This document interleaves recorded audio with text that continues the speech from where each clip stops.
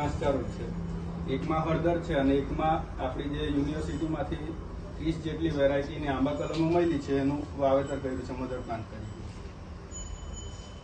એટલે વાડી જૂની દાદા વખતની છે એટલે એને ડાયરેક્ટ કાપી નાખીને ખેતર ખુલ્લા કરવા એવું શક્ય નથી અમારે.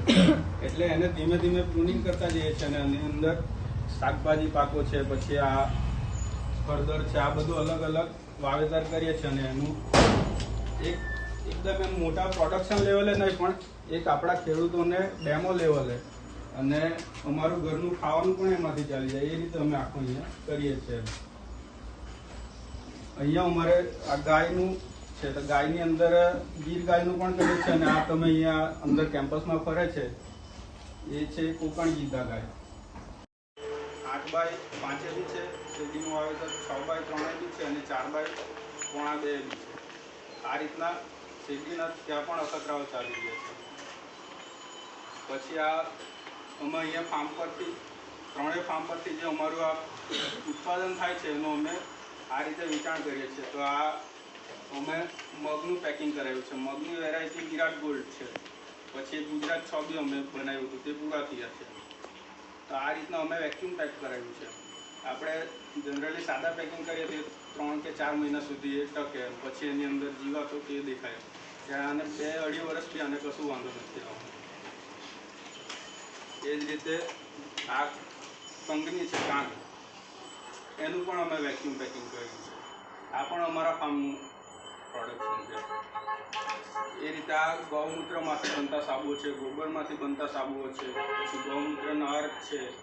એટલે વિવિધ ગૌ પંચગવ્યની પ્રોડક્ટો પણ અહીંયા છે.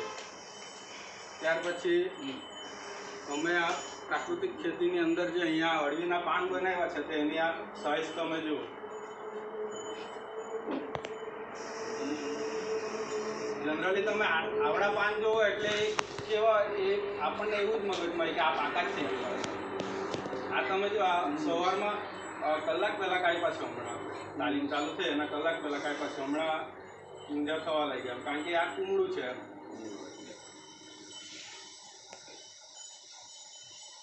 આની અંદર કોઈ પણ જાતનો રોગ નથી દેખાતો, કોઈ એ નથી.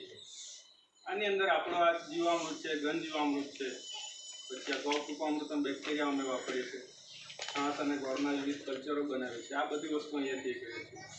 પછી આપણા પ્રાકૃતિક કૃષિ વિકાસ બોર્ડ અને આત્મા પ્રોજેક્ટ મારફતે અમને એક આ જીવામૃતનો પ્રોજેક્ટ પણ મળ્યો છે કે અહીંયા અમારા ફાર્મ પર એકી સાથે 8000 લીટર સુધી જીવામૃત બનાવી શકીએ અને અહીંયાથી વેચાણ પણ કરી શકીએ.